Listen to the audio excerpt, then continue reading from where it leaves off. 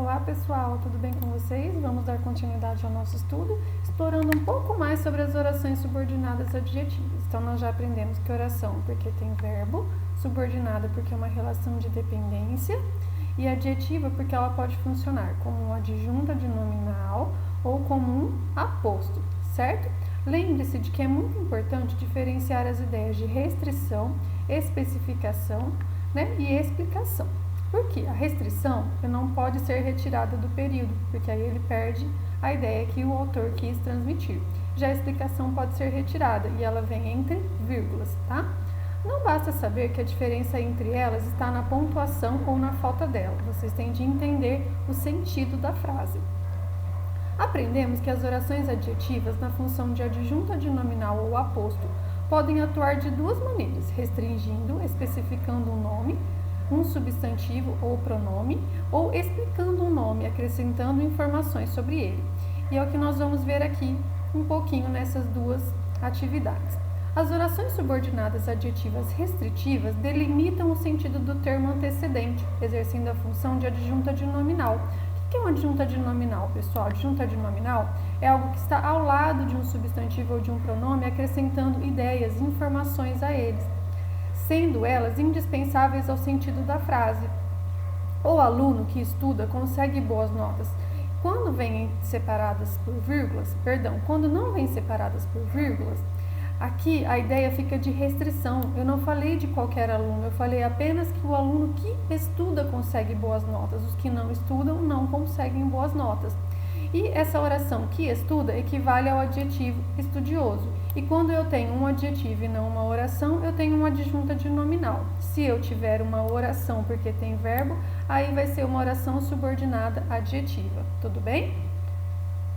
2. As orações subordinadas adjetivas explicativas acrescentam um sentido ao nome, substantivo ou pronome.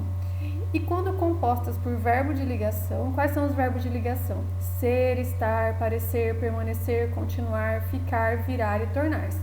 Guardam semelhança com um aposto. O aposto é uma função sintática quando eu tenho período simples. E essa função é a de explicação. Então vamos ver a diferença. Brasília, que é a capital do Brasil, foi projetada por um famoso arquiteto. Aqui eu tenho uma oração, uma explicação de que Brasília é a capital do Brasil, certo? E aqui eu tenho um verbo, portanto eu tenho uma oração. Já aqui na frase de baixo, Brasília, a capital do Brasil, foi projetada por um famoso arquiteto. Como na parte que está aqui entre vírgulas eu não tenho um verbo, trata-se de um período simples, então eu tenho um aposto. Tudo bem? Exercícios complementares sobre as orações adjetivas. Leia o poema abaixo com atenção e responda ao que se pede. Correspondido amor. Vocês vão ler esse poema com muita atenção, tá? Que foi escrito por Carlos Queiroz Teles. Aprendemos que o gênero poema é escrito em forma de verso, diferente da prosa, que é escrita do começo da linha ou do espaço do parágrafo até o fim da margem. E ele é escrito em verso e dividido em estrofes, que é o conjunto de versos. Qual dessas duas formas o texto lido apresenta? O que ele apresenta? Verso, estrofe ou os dois? Vocês vão ter que dizer. Verifique o número de versos que o compõem. Então, o verso é cada linha do poema. Identifique que motivo o eu lírico tem para se sentir amado. Eu lírico é a voz que fala no poema. E o eu lírico pode ser masculino ou feminino, tá? Vocês vão ter que identificar por que a moça, o eu lírico aqui no caso, tem para se sentir amada. E nós vamos descobrir que se trata de uma mulher porque há a palavra amada no texto. No trecho, emoção que dura, a ideia que prevalece é de restrição ou de explicação. É de qualquer emoção que está falando? Está explicando que essa emoção dura? Então, vocês vão ter que marcar a ideia de restrição ou de explicação. 2. Com base na leitura da tirinha abaixo, responda o que é proposto. Então, você comeu as flores que eu comprei para minha mina. E agora, o que eu faço? Pede para ela cheirar o meu bafo. Quantas orações há no primeiro quadrinho? O que é oração mesmo? Oração é tudo que tem verbo. Então, vocês vão identificar os verbos aqui do primeiro quadrinho. Depois, vocês vão identificar o pronome relativo. Quais são os pronomes relativos mesmo? Que, qual, quem, onde ou em que, cujo ou quanto, desde que estejam as palavras tudo ou tanto antes do quanto. E o antecedente, o pronome relativo, sempre se refere a um termo anterior, evitando a repetição dele. Que palavra poderia substituir a oração que comprei? Vocês vão ter que trocar todo esse conjunto, todas essas 3 palavras por apenas uma palavra, que vai ter a mesma ideia. D. Localize a palavra a que a oração adjetiva que eu comprei se refere. Então, toda essa oração que eu comprei se refere a um termo antecedente. Vocês vão ter de identificar. Depois disso, qual a classificação a oração adjetiva constante na tirinha recebe? Então, nós temos aqui uma oração adjetiva, que é o que nós estamos estudando. Vocês já identificaram o pronome relativo e vocês vão ter de ver se a ideia que prevalece é de restrição, de especificação, não estou falando de qualquer flor, tá? Ou se é de explicação. 3. Nos itens a seguir, há 2 períodos simples.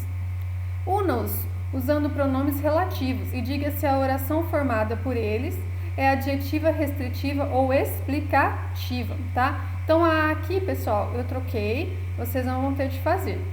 A chuva prolongou-se no Rio de Janeiro, ocorreram desabamentos. Vocês vão ter de unir os 2 períodos simples usando os pronomes relativos. Lembrando, que, qual, quem, onde ou em que, cujo ou quanto. Unam os períodos. 4. Escreva o antecedente dos pronomes relativos a seguir e copie as orações, substituindo as subordinadas adjetivas por adjetivos. Então, olha o que eu escrevi aqui do lado. Que dure, eu transformei em duradouro. Que encante, eu transformei em encantador. Esse processo recebe o nome de nominalização, que é o que vocês vão ter que fazer. Identificar aqui, tá, o trechinho. Primeiro localiza o pronome relativo, aí vocês vão ver o antecedente e depois transformar a oração em um adjetivo. 5. Observe atentamente os exemplos abaixo e responda quais são as orações adjetivas restritivas e explique a ideia que elas especificam. Então, eu tenho 2 períodos aqui, 2 períodos compostos. Vocês vão ter que achar quais são as orações adjetivas restritivas e depois explicar a ideia, tá? Que elas têm aqui no período. 6. Classifique as orações subordinadas adjetivas em explicativas ou restritivas. Vocês já sabem. Restritiva refere-se à parte, a algo específico. Já a explicativa, ela é uma explicação, é uma ampliação do sentido de um termo e vem entre vírgulas. 7. Identifique a única alternativa que é uma oração subordinada adjetiva explicativa. Caso de dúvida, é só voltar na explicação. Marcar na 8 a adjetiva restritiva. Vocês vão ter que procurar qual que é ela. 9. Transforme os adjetivos destacados em orações subordinadas adjetivas restritivas. Então, eu tenho, as pessoas pacientes aproveitam mais as oportunidades. Eu não falei de qualquer pessoa.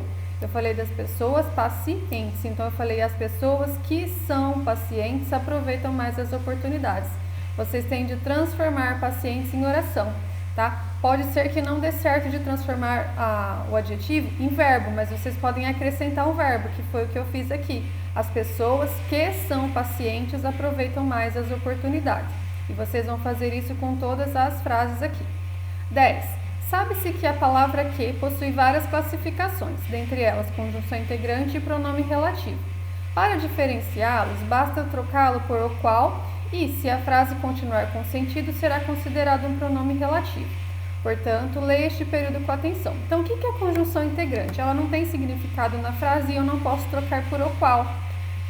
Tá? Ela só liga as orações. Já o pronome relativo não, ele tem uma ideia ali, pode ser de coisa, de pessoa, de posse. E o pronome que eu posso substituir por o qual. Então, vocês vão olhar aqui os pronomes, tá? O primeiro que, ou o segundo que aqui, se é um pronome ou se é uma conjunção. E vocês vão completar aqui com o número 1 ou com o número 2, dependendo da classificação deles, tudo bem? Então, é isso que vocês têm de fazer. Qualquer dúvida, procure a professora de vocês. Uma ótima semana, bons estudos, fiquem com Deus.